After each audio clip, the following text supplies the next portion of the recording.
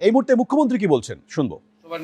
বিধানসভা ভোটের পরে আমার নন্দীগ্রাম ছাড়া সার্বিকভাবে কর্মীদের সঙ্গে মিট হয়, তাই এখানে 1000 জন নির্বাচিত প্রতিনিধি, মণ্ডল সভাপতি, মোর্চার নেতৃত্বের সঙ্গে একটা মিটিং হলো 2 ঘন্টা।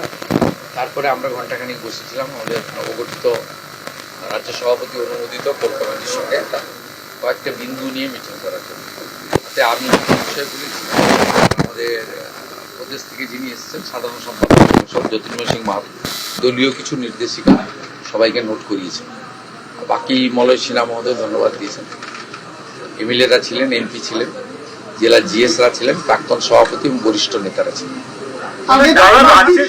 আগে তো প্রার্থীদিক নন্দীগ্রামে ওরা এটা বলছেন কেন? ওরা কি আমি বলিনি তো, কোথায় কোথায় দেন? না না, আপনি মিসকোট করেছেন। না, ওরা প্রার্থী না, আমি বলেছি স্থানীয় স্তরের নির্বাচনে কালীঘাট তৃণমূল বলুন আর ঋত তৃণমূল বলুন, দুপক্ষরই বেহাল অবস্থা, লোক পাবেন। আমি নন্দীগ্রাম নিয়ে কিছু বলছি। নন্দীগ্রাম নিয়ে কি আপনাদের কিছু দ্বিধাদ্বন্দ্ব আছে নাকি?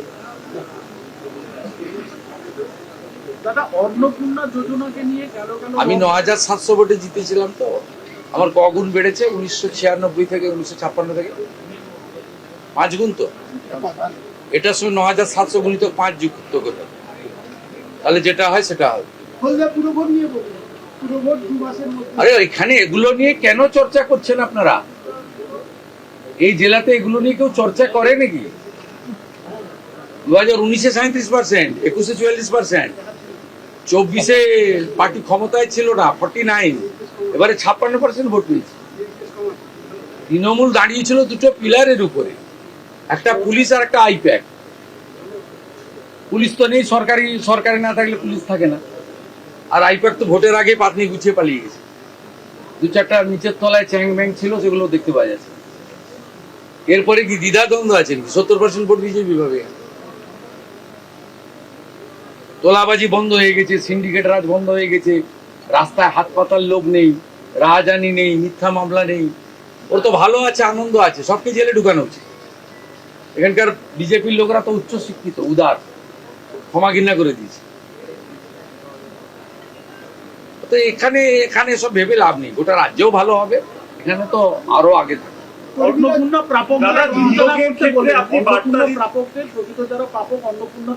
ভিতরে কি বলেছে আপনাকে বলবো? কাউকে চিন্তা করার কোনো কারণ নেই। 500 টাকা লক্ষ্মী ভান্ডার দিতে গিয়ে 9 মাস লাগিয়ে দিয়েছে। 1,20,00,000 লোককে তো 1.5 মাসে দিয়ে দিয়েছে। বাকি যারা যোগ্য তারা পাবেন, অযোগ্য থাকলে বেরিয়ে যাবেন। ভেরিফিকেশন 30-8 অব্দি চলবে। প্রত্যেকটা বিধানসভায় গড়ে 35 থেকে 40,000 মহিলারা পেয়েছেন। তারা আমাদের ধন্যবাদ দিচ্ছেন। মোদিজির নামে জয়ধ্বনি হচ্ছে।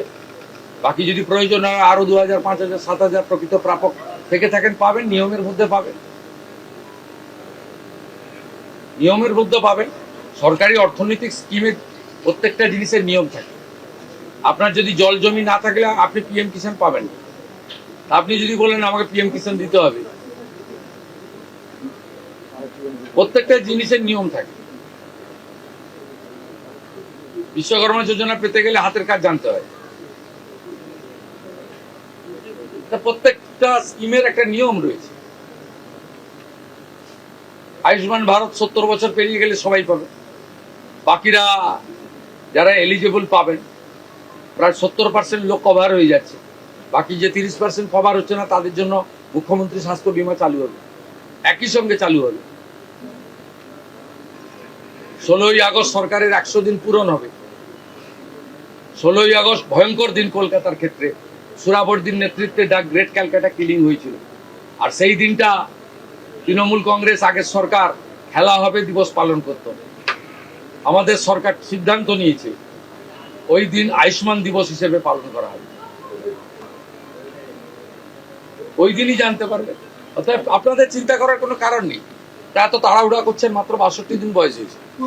বিমানবন্দরের মসজিদের ক্ষেত্রে সিদ্দিকুল্লাহ চৌধুরী তিনি বলছেন যে কোনোভাবেই রাস্তায় নামবেন না, কোনো গন্ডগোল করবেন না। উনি কে আমি জানতে চাইছি? উনি কে? না, উনি এর আগে ওয়াকফের সময় জাতীয় নিরাপত্তা, বিমানবন্দরের নিরাপত্তা অগ্রাধিকার পাবে। এর বাইরে মুখ্যমন্ত্রী কোনো কথা বলবে না।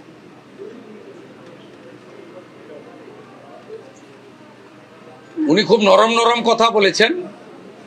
এইটাই সরকার, অন্য সরকার হলে ধমকাতো, যেমন রেজিনগরের লোকটা ধমকাতো, এখন আর ধমকায় না। এই যে আগের সরকার থাকতো ধমকাতো যে আমাদের ভোটে সরকার করেছি, এখন নরম নরম কথা বলছেন। জাতীয় সুরক্ষা এবং বিমানবন্দরের নিরাপত্তা আগে দেখতে হবে।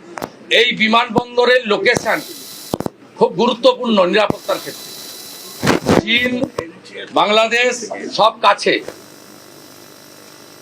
এটা আন্তর্জাতিক বিমানবন্দর। এইখানে এইভাবে খুলে রাখা যায় না। বাকি ঠিক আছে, আমরা তো ধর্ম পালনে কাউকে বাধা দিইনি। ওরা তো বলেছিল যে বিজেপি এলে মুসলমানদের তাড়িয়ে দেবে, নামাজ পড়তে পারবে না। তা বকরি ঈদও করেছেন, পশু হত্যা আইন মেনে করেছেন, অসুবিধা নেই। মহরমেও বেরিয়েছিলেন অস্ত্র বাড়িতে রেখে, কোনো অসুবিধা নেই। ভদ্র থাকবেন, আইন মেনে চলবেন, ডিজে থেকে দূরে থাকবেন, নিজের ধর্ম নিজে পালন করবেন, অন্যর কানে গিয়ে ফুফু করার দরকার নেই। সব ঠিক চলবে, সুন্দর চলবে। আর বন্দে মাতরমটা গাইতে হবে, ঠোঁট না নাড়ালে হবে না, আমরা লক্ষ্য রাখছি। এবিপি আনন্দ, এগিয়ে থাকে, এগিয়ে রাখে।